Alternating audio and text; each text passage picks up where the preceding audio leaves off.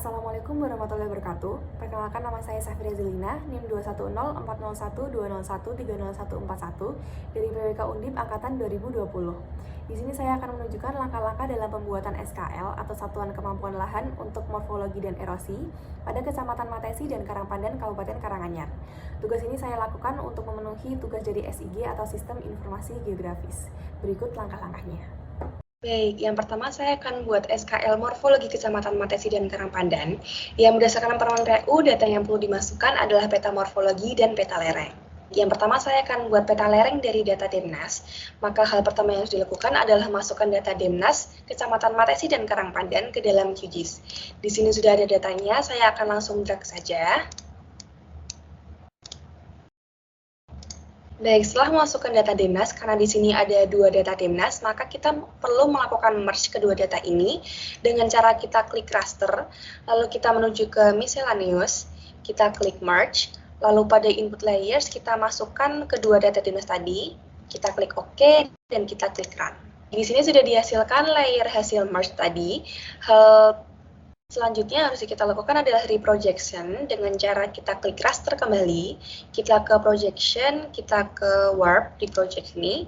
Lalu untuk targetnya kita pilih yang WGS 84. Langsung kita run saja. Di sini sudah dihasilkan layer reprojected ke WGS 84 tadi. Selanjutnya karena kita hanya akan membuat SKL pada Kecamatan Matesi dan Karangpandan, kita perlu mengklip data Demnas ini pada wilayah Kecamatan Matesi dan Karangpandan. Yang dilakukan pertama adalah memasukkan SHP Kecamatan Matesi dan Karangpandan seperti ini. Lalu kita akan mengkliknya dengan cara klik raster, lalu kita ke extraction, klik raster boundary layer. Pada input layer kita masukkan yang reprojected tadi, lalu mass layernya subwilayah atau SHP Kecamatan Matesi dan Karangpandan tadi, dan pada assign a specific node data kita isi dengan 0 agar nantinya tidak ada bingkai hitam-hitam di sekitarnya. Lalu langsung saja kita klik run. Baik, setelah diklik akan dihasilkan data Demnas yang sudah terpotong pada wilayah Kecamatan Matesi dan Karangpandan tadi.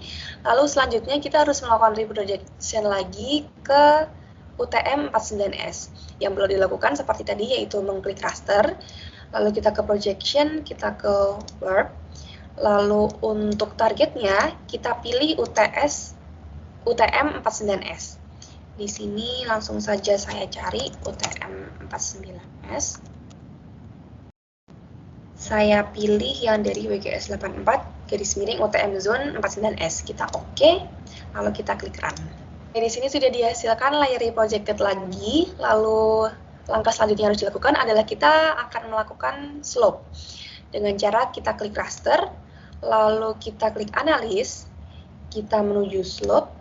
Di sini kita checklist yang slope expressed as percent instead of degrees, lalu kita langsung klik run saja.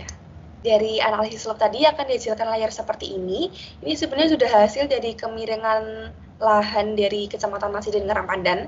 Akan tetapi karena kita akan membuat SKL, maka kita perlu mengreclassify. Caranya adalah pada processing toolbox ini kita search saja reclassify by table yang ini. Kita klik 2, lalu pada reclassification table ini kita klik titik 3. Lalu pada tabel ini kita masukkan data yang berdasarkan Permen PU tadi, data lereng dan nilainya. Di sini karena ada 5 kelas, saya add row 5. Lalu kita isi minimum, maksimum, dan value-nya berdasarkan Permen PU tadi.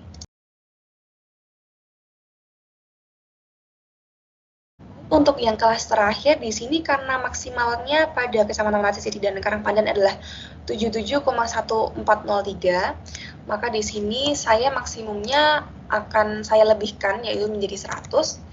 Kelasnya atau value-nya adalah 1, seperti ini. Kita cocokkan terlebih dahulu dengan yang Permen PU. Karena sudah cocok, langsung saja kita OK. Lalu pada range boundariesnya kita pilih yang kedua, yaitu minimum kurang lebih sama dengan value kurang dari max. Lalu langsung saja kita run. Dari proses reclassify tadi akan dihasilkan layer seperti ini. Ini sebenarnya sudah hasil dari peta kemiringan. Akan tetapi karena nantinya kita akan membuat SKL dengan data vektor, maka kita perlu mempolygonize data raster ini. Caranya adalah kita menuju raster, lalu kita ke conversion. Kemudian kita ke polygonize. Langsung saja kita run. Dari proses polygonize tadi akan dihasilkan data vektor seperti ini. Dan untuk menghindari nantinya ada error, kita langsung saja ke fix geometris. Dengan cara pada processing toolbox ini kita search fix geometris. Lalu input layernya ya pilih yang vectorize tadi. Lalu langsung saja saya simpan, langsung save saja dan langsung lakukan run. Dengan proses fix geometris tadi dihasilkan peta kemiringan yang sudah jadi. Di sini pada atribut table kita bisa lihat juga kelas-kelasnya dengan ketentuannya. Di sini karena namanya DN, saya untuk mempermudah nantinya saya akan mengganti nama fieldnya menjadi skor kemiringan. Seperti ini. Kita save saja seperti ini. Karena kita sudah memiliki peta kemiringan dan sebelumnya saya juga sudah memiliki peta morfologi, kita bisa melakukan proses pembuatan SKL morfologi. Di sini saya akan masukkan data morfologi terlebih dahulu.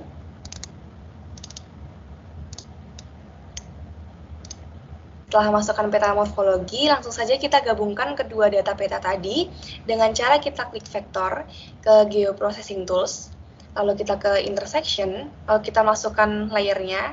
Di sini ada scoring morfologi dan kemiringan. Untuk input fieldnya agar tidak banyak, saya hanya akan masukkan skor dari kedua data tadi, yaitu skor morfologi serta skor kemiringan. Dan saya akan nge-save langsung layer nantinya ke dalam file yang diinginkan. Saya akan menamainya dengan SKL morfologi seperti ini.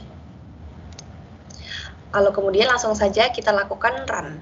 Dengan proses intersection tadi akan dihasilkan layar seperti ini, dan pada data atribut kita bisa lihat ada skor morfologi dan skor kemiringan berdasarkan yang sudah kami proses tadi. Kemudian apabila kami ingin melakukan klasifikasi seperti pada peron PU, di sini kelasnya ada 5 dari 1 sampai 5 nilainya, berdasarkan kemampuan lahan dari masing-masing kelas, kita perlu melakukan rata-rata dari kedua skor morfologi dan kemiringan.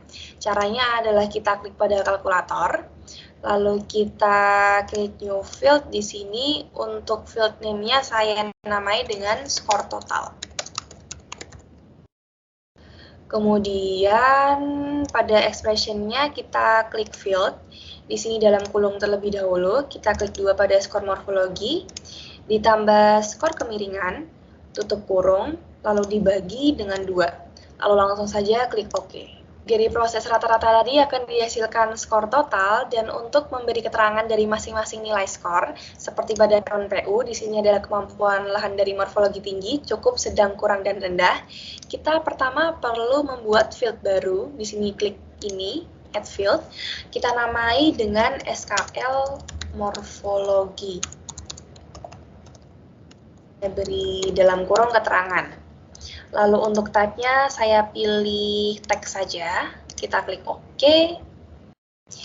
Dan di sini untuk menamai dari masing-masing kelas, pertama kita bisa klik pada select feature using an expression, lalu kita klik fields and values. Pada skor total kita klik 2, lalu kita klik all unit. Di sini dapat dilihat bahwa pada Kecamatan Matisi dan Karambadan terdapat 4 kelas, yaitu dari yang nilai 2 sampai 5. Pertama saya akan menamai dari kelas yang nomor 5 atau nilainya 5. Langsung saja pada expression kita tambahi sama dengan 5. Lalu kita select features, maka skor total yang nilainya 5 akan terselect. Lalu untuk penamainya kita pilih kalkulator. Kita checklist yang only update yang sudah diselect, lalu kita update existing, kita pilih yang SKL morfologi keterangan. Lalu kita beri pada expression ini keterangan dari nilai 5 tadi, yaitu kemampuan lahan dari morfologi rendah. Di sini kita petik, lalu kita namai, kita petik tutup, kita klik OK. Nah, di sini sudah dapat dilihat ya bahwa untuk yang kelas dengan nilai 5 sudah terdapat keterangannya. Di sini untuk kelas yang lainnya belum, maka kita akan melakukan juga untuk kelas-kelas yang lain. Di sini semua kelas sudah diberi keterangan. Kita pertama akan mengecek terlebih dahulu apakah keterangannya benar. Di sini yang nilainya 5, skornya rendah, berarti benar. Kemudian untuk yang nilainya 4, skornya kurang, benar. Kemudian yang nilainya 3, skornya sedang, benar.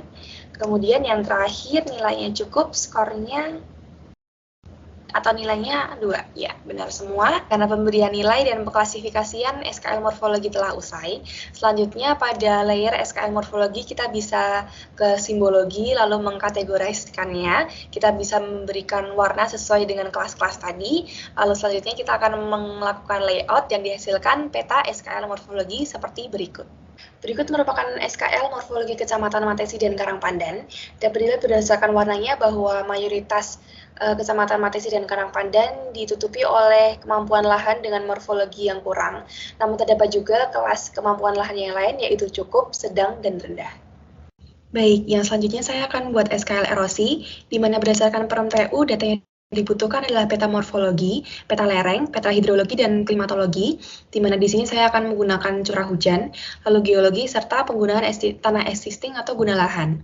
Yang pertama adalah peta morfologi dan lereng, di mana sebelumnya kita sudah mengintersekannya pada SKL morfologi. Intersekannya pada peta yang ketiga yaitu curah hujan. Di sini saya akan masukkan peta morfologi atau SKL morfologi dengan curah hujan. Saya akan mengintersekannya dengan mengklik vektor, lalu kita ke Geoprocessing Tools, kita intersection, lalu pada input layer kita masukkan SKL morfologi dan peta curah hujan. Pada input fields untuk keep-nya, saya hanya akan mengambil skor-skornya, di mana di sini ada skor morfologi, kemiringan. Lalu pada yang curah hujan, saya akan mengambil skor curah hujan. Langsung saja kita run. Intersek dari morfologi, kemiringan, dan curah hujan menghasilkan layer seperti ini. Kemudian saya akan mengintersekannya kembali dengan data keempat, yaitu guna lahan. Saya akan mengklik vektor, lalu kita ke Geoprocessing Tools, ke intersection, lalu masukkan input layernya yaitu yang tadi 3 data sudah diintersek, lalu data guna lahan. Untuk fields-nya saya juga hanya akan mengambil skornya seperti sebelumnya, agar fields-nya tidak terlalu banyak. Untuk ini juga hanya skor guna lahan, kemudian langsung saja di run. Ini intersek dari 4 data, kemudian saya akan mengintersek kembali ke data terakhir yaitu geologi. Ini datanya, saya akan klik vektor, geoprocessing, lalu ke intersection, lalu input layernya ada yang intersek paling terakhir, dan geologi. Di sini saya akan memilih seluruh skornya. Kemudian yang ini saya hanya akan memilih yang skor geologi. Lalu langsung saja di run. Dihasilkan layer seperti ini, yaitu layer SKL erosi.